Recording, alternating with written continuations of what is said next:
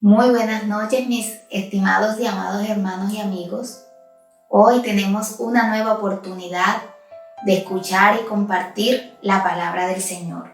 Y en esta oportunidad quiero que me acompañen en el Antiguo Testamento, en el libro de Segunda de Samuel, capítulo 9. Vamos a estar leyendo los versículos del 1 al 13.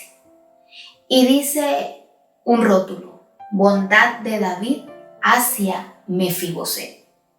Y dijo David: ¿ha quedado alguno de la casa de Saúl a quien haga yo misericordia por amor de Jonatán? Y había un siervo de la casa de Saúl que se llamaba Siba, al cual llamaron para que viniese a David. Y el rey le dijo: ¿eres tú Siba? Y él respondió: tu siervo. El rey le dijo: ¿no ha quedado nadie de la casa de Saúl a quien haga yo misericordia de Dios? Y Siba respondió al rey: aún ha quedado un hijo de Jonatán lisiado de los pies. Amantísimo Dios, te agradecemos, oh Padre, porque nos has dado una nueva oportunidad para escuchar tu palabra, para escuchar tu voz, Señor. Te pedimos que seas tú dándonos esa sensibilidad, Señor, para recibir tu palabra, para que ella haga el propósito en nuestras vidas conforme a como tú la hayas enviado, Señor, conociendo nuestras necesidades, conociendo lo que hay en nuestro corazón. Te lo pedimos, oh Padre, en el nombre de Cristo Jesús. Amén y amén. Muy bien, mis queridos hermanos y amigos, en esta oportunidad quiero hablarles de este apartado de las Escrituras en el cual podemos encontrar diferentes personas que menciona el texto. Tenemos a Saúl, a David, a Jonatán, al hijo de Jonatán y a Siba hasta este entonces. Si revisamos el contexto anterior a este capítulo, podemos encontrarnos con que Saúl fue el primer rey de Israel, ¿cierto? Saúl tuvo 2 hijos, entre esos Jonatán. Jonatán a su vez tuvo un hijo que se llamaba Mefiboset.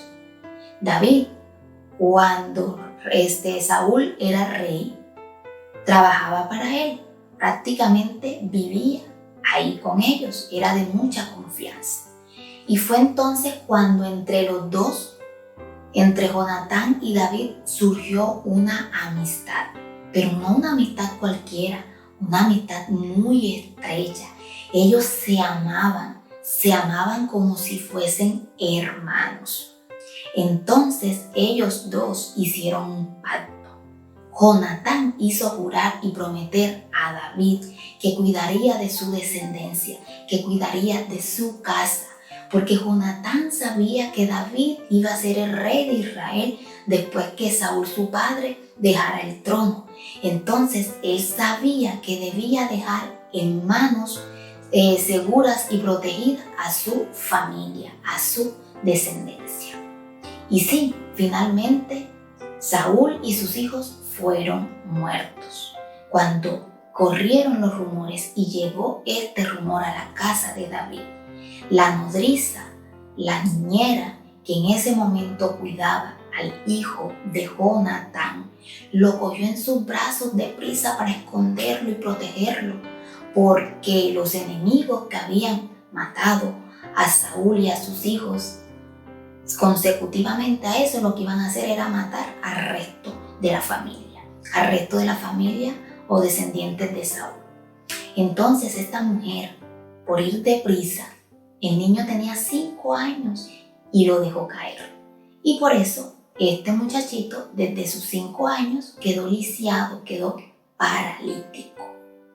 Entonces dice la palabra de Dios que ya cuando David fue rey, se hizo rey de Israel, quizás tenía ya varios años de estar cumpliendo su reinado, él preguntó: bueno, ¿y hay alguno de la casa de Saúl a quien yo haga misericordia por amor de Jonatán? Imagínense, si lo que hacía el rey que sucedía a el rey anterior era que mataba a toda la descendencia, y más si no pertenecía a su familia, si no era de la misma dinastía. Y este era el caso de David. David no era de la familia de Saúl, y más aún, Saúl en 3 ocasiones lo había perseguido para matarlo, y David siempre se escapó porque el Señor lo protegió. Entonces, ¿ustedes qué creen que era lo más lógico que debía hacer David? Matar a todos los que hayan quedado de la familia de Saúl, ¿cierto? Pero no, por algo este hombre fue un hombre conforme al corazón de Dios. Porque no, él lo que hizo fue todo lo contrario y preguntó si había alguien de la casa de Saúl por cual él pudiera hacer misericordia. ¿Pero por qué? Por amor a Jonatán. Es decir, recordando ese pacto que en Primera de Samuel nos lo cuentan, nos los relatan, que él hizo con su amigo Jonatán. Y le dijeron, sí, hay un siervo de la casa de Saúl, es decir, alguien que trabajaba para Saúl, que se llamaba Siba, y lo llamaron para que se presentase ante el rey David. Y él le dijo, ¿tú eres Siba? Él le respondió, sí, yo soy Siba. Entonces le hace la pregunta, ¿no ha quedado nadie de la casa de Saúl a quien haga yo misericordia de Dios? Y Siba le respondió, aún ha quedado un hijo de Jonatán lisiado de los pies. Y dice el versículo 4, entonces el rey le preguntó, ¿dónde está? Y Siba respondió al rey, he aquí, está en casa de Maquir, hijo de Amiel, en Lodebar. Y nos encontramos aquí con algo importante. Y es que sí, resulta que sí había un descendiente, justamente hijo de Jonatán, su amigo querido. Pero este muchacho, este joven, vivía en casa de otra persona y vivía en un lugar que se llamaba Lodebar. Si nosotros buscamos acerca de Lodebar, les voy a leer algo que encontré y dice, su nombre tiene un significado siniestro, nada atractivo para vivir allí y mucho menos soñar con un futuro prometedor. Etimológicamente, Lodebar significa no palabra. Lo significa no, debar palabra. Es decir, es un lugar donde, según se creía, la palabra de Dios no llegaba. Por lo tanto, sus habitantes estaban incomunicados del resto. Imagínense ese lugar donde vivía el hijo de Jonatán, el hijo de un príncipe, el nieto de un rey, del rey de Israel, ¿cierto? Vivía en un lugar apartado, en un lugar de olvido, donde abundaba la tristeza, la miseria, la pobreza. Era una tierra árida, sin pasto. Entonces le dijeron, ahí está este muchacho. Entonces envió el rey David y le trajo de la casa de Maquir, hijo de Amiel, de Lodebar. Y vino Mefiboset, así se llamaba el hijo de Jonatán, Mefiboset. Y vino Mefiboset, hijo de Jonatán, hijo de Saúl, a David y se postró sobre su rostro e hizo reverencia. Y dijo David, Mefiboset, y él respondió, he aquí tu siervo. Imaginémonos ese cuadro. ¿Cómo debió estar Mefiboset? ¿Contento? Quizás no, porque él, después de haber estado tanto tiempo en esa tierra de olvido donde nadie quizás llegaba, porque no había nada productivo ni beneficioso en esta, quizás para que no lo encontrase nadie que pudiera matarlo, ¿cierto? En este caso, pues David, que era el rey de Israel. Entonces fue descubierto y el mismo rey lo manda a llamar. Él debió sentir mucho temor porque pensaría, lo mínimo que quiere el rey conmigo en matarme. Pero resulta que seguimos viendo aquí la actitud de este hombre que es conforme al corazón de Dios.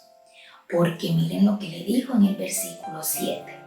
Y le dijo David: no tengas temor, porque yo a la verdad haré contigo misericordia por amor de Jonatán tu padre, y te devolveré todas las tierras de Saúl tu padre, y tú comerás siempre a mi mesa. Entonces nos damos cuenta que el temor que sentía Mefiboset era infundado, porque en realidad David no quería hacerle daño, al contrario, quería protegerlo y estaba dispuesto a devolverle todo lo que le pertenecía o lo que le perteneció a sus ancestros. Y no solamente le devolvería todo, sino que iba a comer a su mesa, iba a comer con el mismo rey. Ese privilegio no lo tenía cualquiera, sino solo aquel a quien el rey escogiese, aquel a quien el rey de pronto quería, amaba, estimaba y le tuviera alta confianza. Entonces vemos que esa condición de olvido, de tristeza, de estar en una casa que no era su casa, estaba cambiando en Mefiboset. Su vida estaba cambiando gracias a la bondad del rey David. Dice el versículo 8, y él, es decir, Mefiboset, inclinándose, dijo: ¿quién es tu siervo para que mires a un perro muerto como yo? Miren el valor que Mefiboset le daba a su vida. Ninguno, porque se comparaba con un perro muerto, ni siquiera con un perro, porque un perro nosotros podemos sacarle utilidad y beneficio, ¿cierto? Muchos lo consideran como el mejor amigo del hombre porque es un animal leal, fiel, cuida, protege casas u otros lugares, ¿cierto? Pero él aquí se está comparando con un perro muerto, con algo que no tiene vida, algo inerte que no sirve básicamente para nada. Entonces el rey llamó a Siba, siervo de Saúl, y le dijo: todo lo que fue de Saúl y de toda su casa, yo lo he dado al hijo de tu señor. Tú pues le labrarás las tierras, tú con tus hijos y tus siervos, y almacenarás los frutos para que el hijo de tu señor tenga pan para comer. Pero Mefiboset, el hijo de tu señor, comerá siempre a mi mesa. Y tenía Siba 15 hijos y 20 siervos.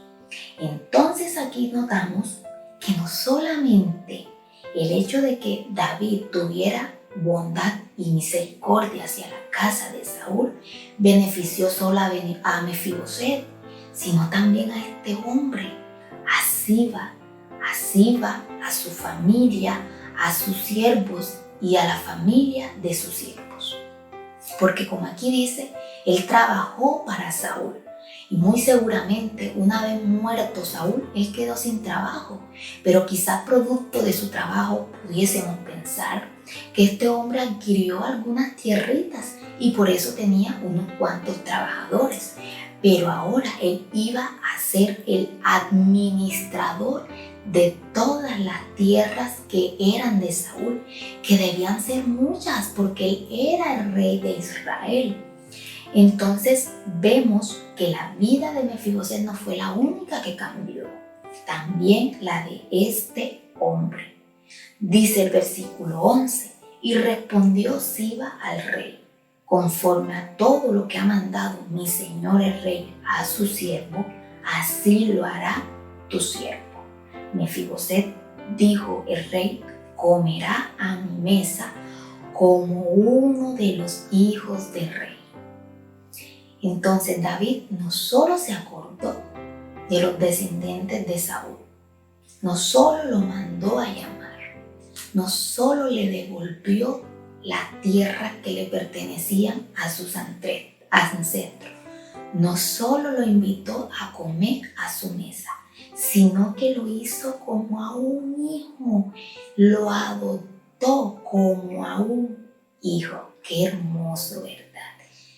Y tenía Mefiboset un hijo pequeño que se llamaba Micaía, y toda la familia de la casa de Siba eran siervos de Mefiboset.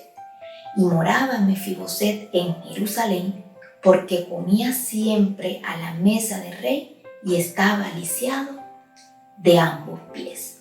Su condición física no cambió, pero su condición espiritual, su condición emocional, su condición mental sí lo hizo. Y digo que su condición espiritual porque mencionamos que él vivía en una tierra de olvido, en una tierra que ni la palabra de Dios llegaba, pero ya él estaba de vuelta en su tierra, en Jerusalén, y muy seguramente aquí sí pudo tener nuevamente ese contacto con el Señor, con la palabra del Señor. Entonces vemos que esta historia o lo que hablan de este hombre en la Biblia es muy poco, pero creo que es muy significativo y muy sustancioso, porque ahora quiero hacer un paralelo entre David y el Señor, nuestro Señor, y Mefiboset con nosotros, porque David vendría a representar como un prototipo de Cristo y Mefiboset un prototipo de nosotros, del ser humano. ¿Y por qué? Primero, David tuvo misericordia de una familia cuyo jefe o cabeza de esta familia quiso matarlo más de una vez. Ya se los había mencionado. Cuando Saúl era rey, intentó en 3 oportunidades matar a David. Fue que no logró su cometido porque el Señor siempre protegió a David. Y a pesar de este mal que este hombre le hizo a David, él tuvo misericordia de su familia, de sus descendientes. Ahora, ¿qué hace el Señor con nosotros? A pesar que le fallamos, a pesar que le desobedecemos, Él no nos deja de mirar con ojos de misericordia. Él no nos deja de mirar con ojos de bondad.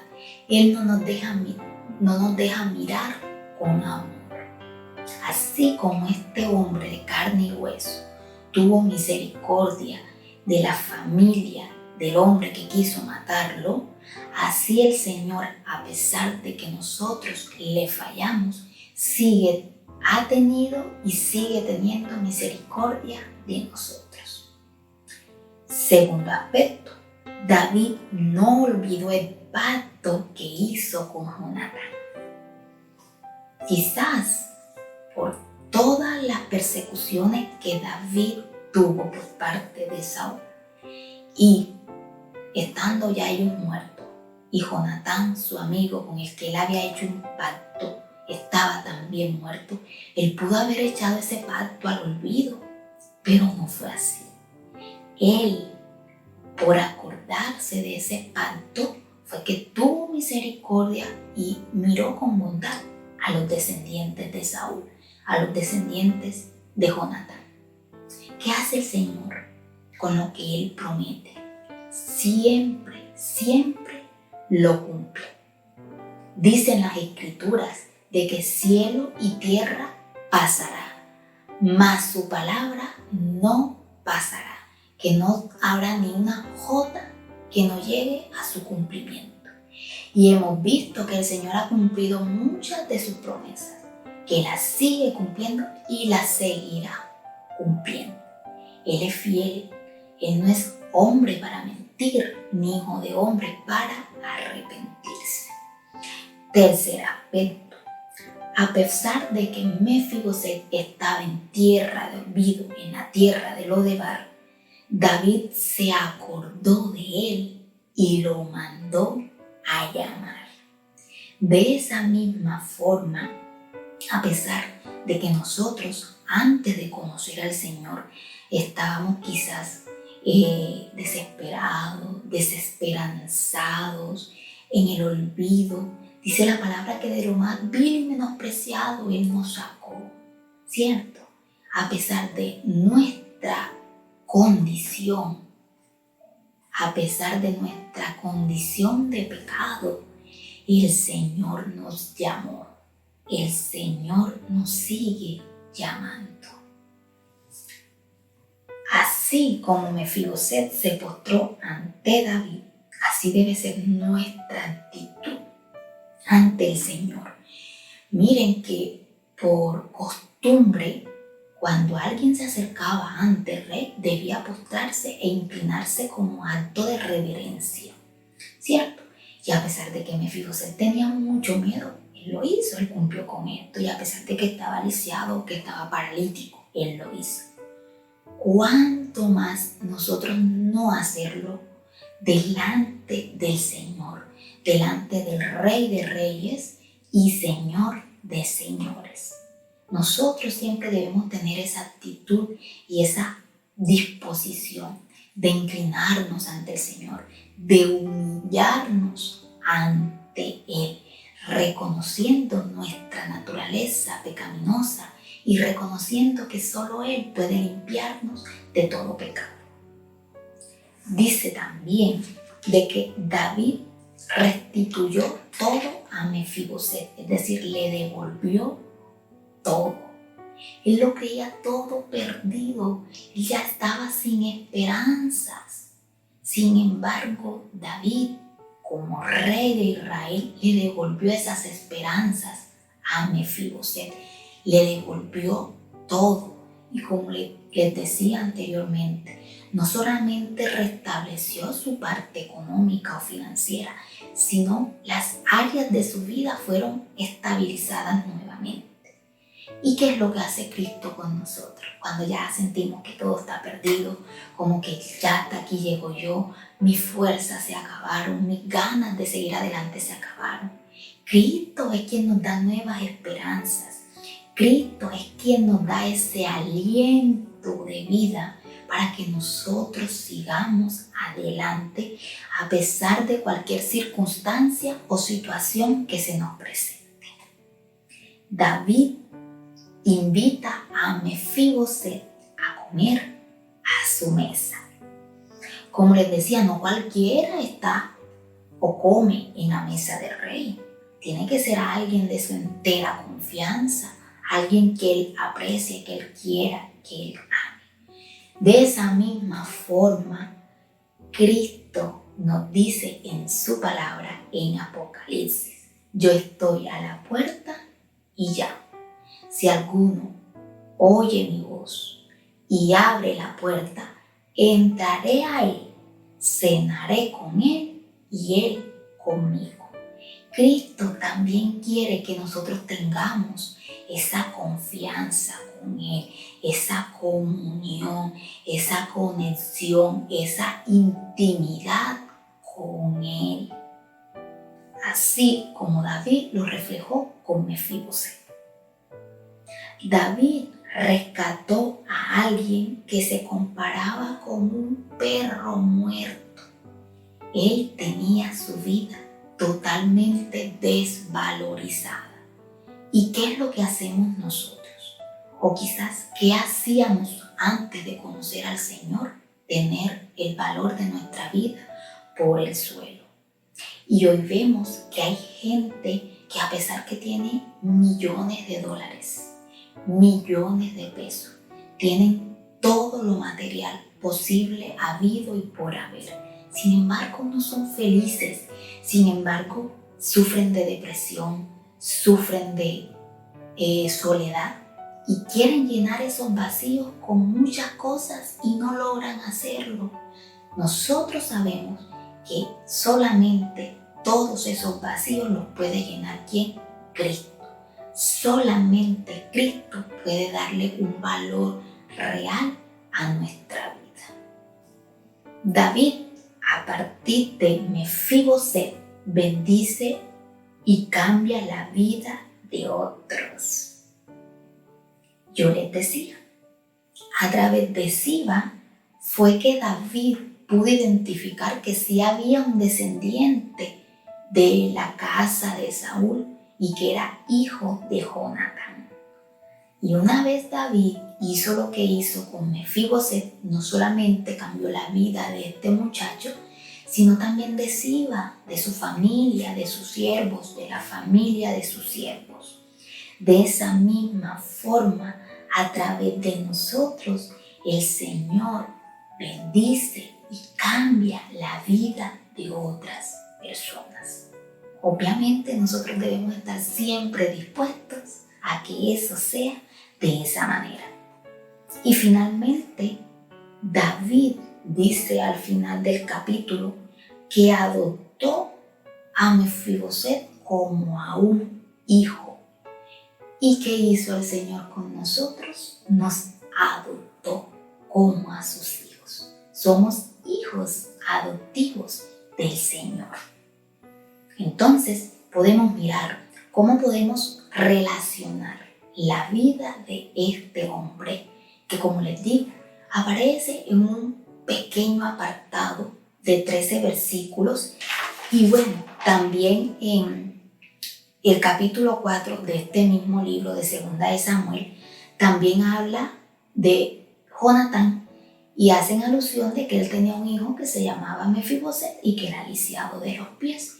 Es en la única parte donde hablan de él, ¿cierto? Pero podemos anotar aspectos tan importantes en la vida de este hombre que podemos relacionarlo con nuestra vida, ¿cierto? Pero hay algo que no cambia, y es que el autor, y es que el que cambia la vida de cualquier persona es única y exclusivamente el Señor.